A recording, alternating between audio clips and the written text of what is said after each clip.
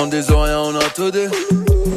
Yes, Massive Suspect qui FBB pour parler ici, on parle pour nous dire. Et en disant rien, on a tout dit. Aujourd'hui, on est avec le faiseur de tube, number one de la Guadeloupe, avec l'homme Tiston, tranquille. Tranquille, on est là bien. De passage en Martinique, tourisme.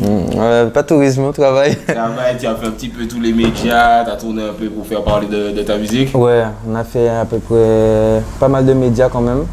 On n'a pas pu tout faire, tu vois, parce que le temps, on n'avait pas beaucoup de temps, tu vois. Ouais. Mais ouais, on a fait le travail et puis on est au studio aussi, on prépare l'album. Ouais, tu m'as dit que tu étais avec Staniski. Ouais. Hier, vous préparez des gros singles. Ouais, franchement, on a fait de bonnes choses, voilà. Ça promet. N'hésitez pas à suivre ça de très près. On va commencer par la question relou, la question bateau de toutes les interviews. Pourquoi Tiston? Pourquoi Tiston? Parce que moi, je cherchais, je dois attends, Tiston. T'appelles Kevin, c'est ça? Non, même pas. C'est Stéphane. Stéphane. Ouais, Stéphane Kevin, c'est ce genre de prénom là. Pourquoi t'es arrivé sur Tiston? En fait, parce que j'ai un cousin qui se surnommait Stone. C'est toujours les cousins. Il y a toujours un cousin, frère, tu connais. Et du coup, quand ses amis venaient à la maison, ses amis m'appelaient Petit Stone, tu vois. Okay, du coup, c'est resté au collège, c'était T-Stone, T-I. Ouais.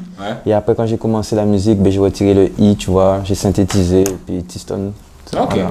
Et ce que j'ai remarqué pour définir un peu ton style, c'est que très vite, tu vois, ce qui arrive souvent, c'est que les gens commencent un peu underground, rough, machin, etc. Et au fil du temps, ils finissent par se dire non, attends, je vais essayer de faire un petit peu de commercial. Moi, je suis dit, on te dit. Et toi, dis-toi, non, les femmes. Allez, c'est parti. Comment tu as eu ce processus de réflexion-là? Parce que tu as commencé jeune. Ouais. Tu avais 16-17 ans. Ouais. Comment tu t'es dit non, je vais voir là? En vrai, je me suis dit, enfin, il y a eu plusieurs facteurs, tu vois. Il y a eu le facteur où, le milieu underground, c'est le milieu aussi où tu es un peu issu de la street, tu vois. Et moi, je ne suis pas issu de la street. Donc, je me suis dit, déjà, ça ne sert à rien d'aller m'inventer une vie. Ensuite, je me suis dit, qu'est-ce qui pourrait fonctionner? Déjà, qui achète, tu vois? Donc, très jeune, tu étais déjà en mode, alors vous allez acheter. J'ai 16 ans ou 17 ans, vous allez acheter. Non, en fait, pas forcément acheter, mais qu'est-ce qui va plaire? Genre, déjà, ce sont les meufs, tu vois, qui sont en mode, ouais, mais t'as pas entendu le nouveau son, tu vois. Donc, du coup, je me suis dit direct les meufs, hein. J'ai visé les meufs direct et du coup, voilà. Après, j'ai pas forcément fait du commercial volontairement, tu vois. Ça s'est fait, en fait, naturellement, en vrai.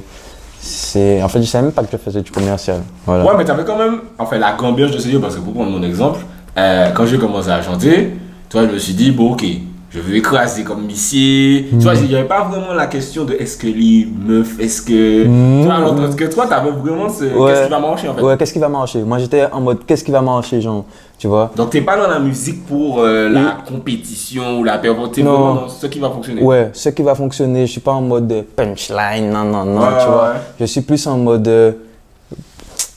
Quoi dire, quoi faire pour que ce soit un tube, tu vois. Je regardais les artistes, beaucoup d'artistes ricains, je voyais que les refrains c'était des trucs plus ou moins bateaux, tu vois, même simple et répétés, tu vois, répétitifs. Du coup, je me suis dit, il faut que je m'oriente dans ce style-là, tu vois, et puis voilà. Parce que tu vois, comme tu es guadeloupéen, tu vois, vous avez toute la genèse hip-hop, tout ce qui est folklore, Young Chang, etc. Je suis très fan de Young Chang, ceci dit. Ouais? Ouais, maman. Mais ce qui est intéressant, c'est que Young Chang, justement, il fait les deux. Ouais, exact. Tu vois, Young Chang, il peut te faire un Terminator ou un One Life, comme il peut te faire un chocolat vanille, man. Tu vois? Explosion. Mais toi, t'es pas passé par la case underground, parce que quasiment tous les chanteurs guadeloupéens, tu essaies de regarder, tu prends Psych, il a commencé, Piccolo Redeem, tout After Tune, machin, Samix, il a commencé, et puis après, ils se disent, non, attends, faut que je passe à la radio là. Et ensuite, ils se. Mais moi, c'était direct, je vais passer à la radio, frère. C'est intéressant parce que je pense que peut-être que ta génération a peut-être vu ça et inconsciemment s'est dit, attends, pourquoi je vais pas monter à faire des mixtapes, à montrer que j'ai des lyrics, machin, et que je vais pas gagner d'argent. Mais tu vois, très tôt, j'avais vu ça. Par exemple, Young Chang, je le suis depuis l'époque de lyrics de la semaine. Et je suivais ça, mais vraiment à fond, tu vois. Tous les mercredis, on était là. Et frère, je trouvais, mais c'est sous-côté. Tu vois ou pas? C'est après, comme il s'est pété, que les gens sont allés découvrir les lyrics de la semaine, tu vois. Mais c'est vrai que sa fanbase de lyrics de la semaine, on n'était pas énorme, tu vois. En fait, dans l'underground, t'as l'impression qu'on est plein. Ouais. Mais en fait, tu réalises non, c'est toujours les mêmes. Ouais, exact. Et du coup, moi, je me suis dit direct, moi, je veux Je veux que ça pète direct, frère. Et voilà, j'ai essayé de travailler dans cette direction-là. Et tu vois, quand je t'ai connu, c'était via des critiques de base. Ouais. Tu vois, parce que moi, je suis très critiqué aussi. Je suis le système de la mentille. Enchanté. Et tu vois, je me disais, mais parce que je connaissais pas. Tu vois, je connaissais pas, je me dis, mais pourquoi ils critiquent autant Missier, machin, je comprends, parce que tu vois, tu es un peu la tête du chanteur, tu vois. En vrai, moi, j'ai été critiqué pas par rapport à ma musique, c'est venu après, tu vois. Ouais. C'est après qu'ils se sont dirigés sur ma musique en mode ouais, mais de toute façon, ce qu'il fait, c'est pas bon. Mais à la base, c'était pas ça. À la base, tu vois, j'avais répondu à une meuf sur Twitter. Jamais répondu. C'est mal. Et frère, et moi, j'avais pas encore capté le bail de Twitter, tu vois. Et Twitter, c'est. Faut savoir. C'est quoi le mot déjà? Faut savoir. Comment on dit ça? Moi, totalement. En fait, c'est-à-dire que je rigole avec, je pense au second degré. Mais voilà, je sais pas faire ça, moi, tu vois. À toi, c'est. Moi c'est direct, tu vois, répondre. Parce que moi, quand je lis les tweets, tu vois, des fois, ce sont des allusions, ce sont des petits trucs, tu vois. Et en fait, il faut savoir répondre, mais en mode humour, tu vois. Ou bien ignorer totalement. En vrai. Parce que tu sais, Twitter, c'est un microcosme. Parce que toi, frère, comme tu m'as dit, tu vises le million, le machin, etc. Donc, tu as l'impression que c'est un gros truc, surtout que tu es jeune, en fait. Tu devais avoir quoi, 20 ans? Ouais, à l'époque. Même pas 19 ans, hein. 18 ans. Tu t'as dit que c'est le monde entier, Ouais. alors que c'est 3 clowns, non? Ouais. Et tu as vraiment pris ça à cœur. À cœur, ouais. Et est-ce que... Mais en fait, au bout d'un moment, ça saoule, frère, tu vois. Oui, et du coup, tu es une personne, tu es un être humain comme tout le monde. Et du coup, frère, tu te demandes, mais Kevin Missé, pourquoi un tel qui a parlé de moi comme ça, tu vois? La personne ne me connaît pas, du coup, frère, tu démarres et puis voilà. Est-ce que dans ta vie même, tu as des gens, est-ce que ça a affecté des gens que tu connaissais, qui ont commencé à te critiquer, machin, etc. Est-ce que tu as vécu ça? Ou bien dans ta vie personnelle? C'était pas réel. Il y avait rien de réel. C'était que du virtuel? C'était que du virtuel. J'ai jamais eu de problème réel, jamais eu d'embrouille, jamais eu de... Rien du tout. La vie, même quand on me croise dans la rue, j'ai jamais eu quelqu'un qui vient me dire oh, j'aime pas ce que tu fais, ou non, tu vois. C'était que du virtuel en vrai, tu vois. Et est-ce que tu as gardé ça dans le sens où tu te dis eh ben je vais vous montrer oui, que machin, oui, par contre, c'est vrai que ça m'a donné une rage, par contre. Une rage de vaincre, ça m'a donné une rage pour me surpasser, pour prouver que voilà. Et justement, après, frère, après le oh là là, je suis allé regarder les tweets. Et tu t'es dit, on va voir ce qu'ils disent maintenant. Ouais, frère, et je vois qu'ils disent ouais, Twitter vous servez à rien, Tiston a quand même percé. Non, mais j'ai été voir et je vois, il y a des gens qui disent ouais, il a progressé, machin, etc. Est-ce que tu penses que vraiment tu as progressé ou bien ils disent ça parce que maintenant que tu as du succès, ben ils peuvent pas nier le bail, tu vois, le succès est là, vous pouvez rien dire. Il y a un peu des deux parce que j'ai vraiment progressé. Parce que maintenant, quand j'écoute les sons d'avant, ils me disent c'est mal. J'ai quand même sorti ça, tu vois. Il y a des fois, j'ai envie de supprimer, mais je me dis non, de toute façon, c'est une fierté, ça fait partie, puis ça montre d'où je viens, tu vois. Donc je laisse, mais c'est vrai que je vois quand même une progression. Et de là, même, je travaille aussi. Je prends des cours de chant, tu vois. Donc il y a tout ça. Et quand tu as fait Oh là là, donc tu nous disais hier, on était avec Wilfried Amartique Première, tu nous disais que c'était un peu sûr, pas un coup de tête, mais qu'il n'y avait pas vraiment de calcul de machin. Et je savais pas du tout que j'allais faire ça. Je savais pas du tout. Pour l'anecdote, est-ce que je donne l'anecdote? Donne l'anecdote. Pour la petite anecdote, à la base, je devais rencontrer les parents de mon ex, tu vois. Ok. Et donc, Bougarja habillé, non, parfumé. Je m'apprête à monter dans ma voiture. Boum, mon téléphone sonne. Un numéro que je connais pas. Le monsieur me dit, ouais, c'est Magistral Beat. Frère, je suis au bout du fil, je suis là, ok, lourd, Magistral m'appelle. Il faisait déjà TKMJ. Ouais, c'était déjà Magistral, tu vois. Ouais. Et puis je dis, lourd et tout. Il me dit, ouais, j'aime bien ce que tu fais. Franchement, faut qu'on se capte et tout. Ok. Je lui ai dit, ok, ben, y a pas de souci, c'est quand tu veux, machin. Il me dit, ben, écoute, là, je suis au studio, là, tu fais quoi, là? Dame, c'est imagine, t'avais fait rien du tout. J'ai dit, imagine, t'avais fait rien du tout. Il m'a dit, ben, passe au studio, frère. J'ai annulé tout avec les parents de mon ex et tout. J'ai été au studio. Ouais. Quand je suis allé au studio, il m'a fait écouter deux instrus. Le troisième, je lui ai dit, frère, c'est celui-là. Et j'ai commencé à fredonner Doudou Vini, oh, ouais, pour goûter. Tout de suite, on a enregistré ça. Il y avait Liberty dans la salle et qui a dit oh là là, ça loue et tout. Et de là, on a gardé oh là là. Et puis voilà. Donc en fait, le premier son que tu as avec Majuscal, c'est oh là là. Oh là là. Wow, okay. Yeah, man. Direct d'entrée, d'entrée. Et okay. Le soir même, on avait déjà 70% du son, tu vois. Ouais. Mais c'est vrai que Majustral a su me donner et trouver ma couleur, tu vois. Et tu veux un bon producteur, un bon compositeur aussi. Ok, voilà, donc du coup, on travaille ensemble et big up, il connaît. Et alors, ça a été quoi le gros changement pré-Olala, post-Olala? Est-ce que Olala fonctionne tout de suite? Olala fonctionne tout de suite. Olala fonctionne tout de suite, mais genre, c'est pas rentré en média tout de suite, tu vois. Okay. Mais c'est-à-dire que tout de suite, dès que les gens écoutaient ça, les gens se disaient pouh, c'est un bon son, tu vois. Et puis quand c'est rentré en média, c'est là que ça a fait vraiment l'explosion, tu vois. Ce que je dis souvent, c'est que le terme oh là là même, tu fais un son avec ça, tu es obligé de faire un tube.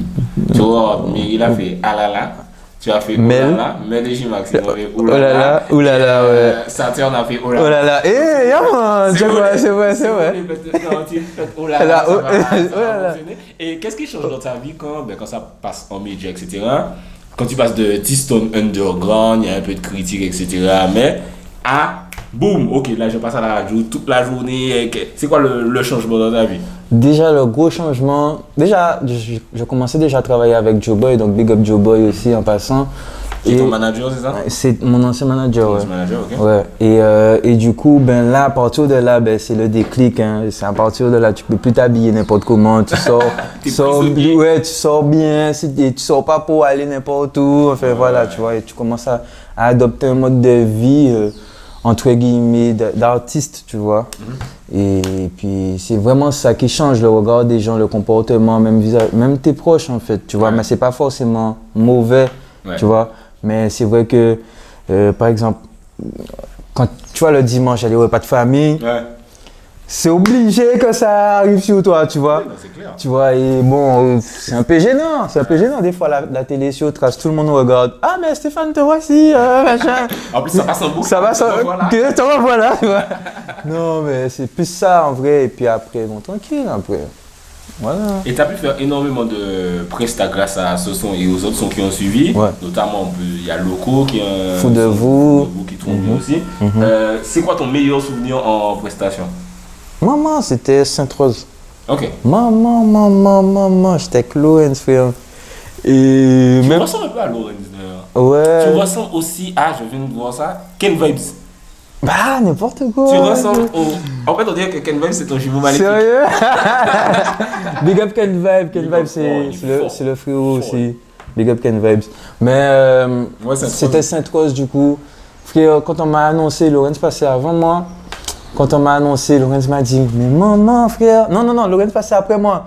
Lorenz m'a dit, mais j'aurais dû passer avant toi, tu vois. Et quand on m'a annoncé, je monte sur la scène, déjà j'ai des frissons. Mais genre, le public est déchaîné, genre, il y avait la sécurité devant la barrière. Ils sont là en mode, ils veulent monter sur la scène, tu vois.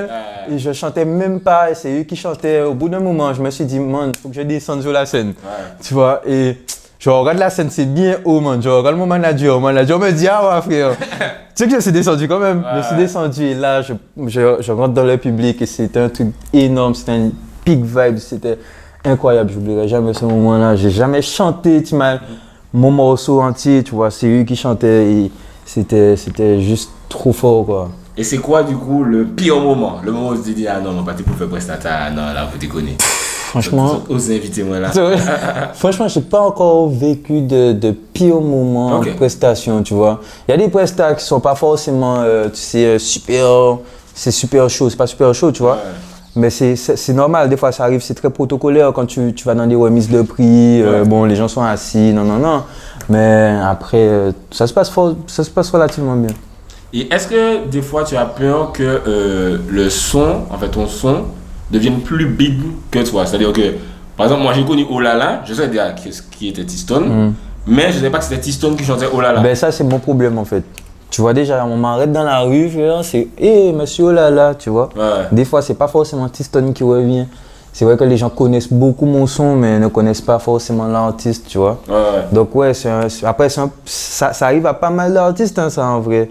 Mais ouais, bon, après, on essaie de faire le travail pour que les gens connaissent l'artiste, mais c'est vrai que c'est compliqué. Hein. Ouais, le tout, c'est continuer à sortir des pour que ça se fasse justement. Et est-ce que tu peux nous parler du coup de ta rencontre avec le boss international de Chabin Prod? comment ça se fait? Donc, je sais qu'il a édité le son avant, et ensuite vous avez travaillé sur. Est-ce que tu peux nous expliquer le. En vrai, je me rappelle pas trop du début, mais je crois qu'en fait, je checkais une big meuf Muriel, un gros big up à Muriel d'ailleurs. J'avais sorti le son ce soir et elle avait kiffé ce soir, tu vois. Elle était en relation avec la radio BR, tout ça, non. Et puis du coup, elle m'a dit ouais, mais je peux te mettre en relation avec Jeff qui va te mettre en relation avec Chabin Prod, non, en fait. Et ils lui ont fait écouter le titre et du coup, il avait bien aimé et du coup, il avait édité le son, tu vois. Et par rapport à ça, ben, on était restés en contact. Et du coup, quand j'ai fait le son Oh là là, j'avais enregistré le son, j'ai fait le clip de moi-même. Et puis après, je suis arrivé près de Chabin, je lui ai dit bon voilà, j'ai un produit. Il est là, qu'est-ce que tu fais? Tu vois? Et il m'a dit bon ben on y va, hein. Donc tu es allé au culot, tu as cru dans ton truc. Ouais, moi j'ai cru en mes affaires, frère. Je lui ai dit, bon voilà, le produit, t'as rien à faire, juste me placer, frère. Et c'est important d'arriver de montrer déjà, que ce soit aux boîtes de prod, aux radios, etc., que frère, de moi-même, je fais déjà ça. Donc j'ai déjà un poids, donc je vous demande pas de me tenir par là. Ouais, c'est ça. Je lui ai dit, bon, vas-y, j'ai ça. Est-ce que tu me suis, tu vois? Et qu'est-ce que ça t'a apporté du coup? Tout, regarde là, tu vois. Non, tu peux venir à Paris-Utile même sans avoir jamais une prothèse. Ok. En tout cas, en vrai, quand il m'a suivi, au début, il a allé un peu timidement, tu vois. C'est normal, il se protégeait. Mais après, quand il a vu vraiment l'engouement et là où je voulais aller, lui-même, il a compris. Il a dit, ok, banco, hein, je te suis, tu vois. Et il y avait Joe Boy aussi derrière qui appuyait. Donc, franchement, on avait vraiment une forte équipe et du coup voilà, on fonctionnait et voilà. Hein. Et comment du coup avec All Points, enfin comment le contact se fait avec All Points? Alors All Points qui est le label de Believe, c'est ça? All Points, mais All Points Believe, c'est la même chose. C'est la même chose. Donc comment il rentre en contact avec toi? En fait c'est ma chef de projet Bérangère, qui est aussi la chef de projet de Titoff aussi, tu vois. Et elle était en vacances en Guadeloupe. Donc elle était dans sa voiture et elle entend le son à la radio. Et elle se dit, Mad, c'est quoi, tu vois? Et elle Shazam. Et quand elle a Shazamé, elle a vu Tiston machin. Donc ensuite elle m'a envoyé un message sur Insta. Et j'étais en train de tourner le clip Fou de vous. Donc mon manager me dit, regarde, il y a une meuf là, machin, qui se dit être telle. Non, mais tu vois, il y a plein de gens vendeurs de rêves, tu connais. Donc du coup, on flippe pas trop sur ça, mais en même temps, on garde ça sous la main, tu vois. Et puis on finit le tournage, non. Donc on continue à parler avec elle et tout. Et on voit qu'en fait, voilà, c'est du sérieux. C'est du sérieux. On se dit, quand même, tu vois.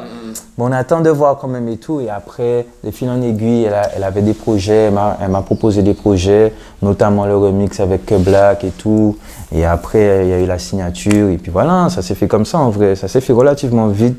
J'étais pas forcément prêt. Je me suis préparé.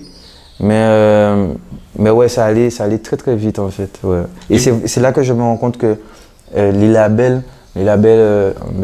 nationaux sont de plus en plus les yeux sur les Antilles, tu vois.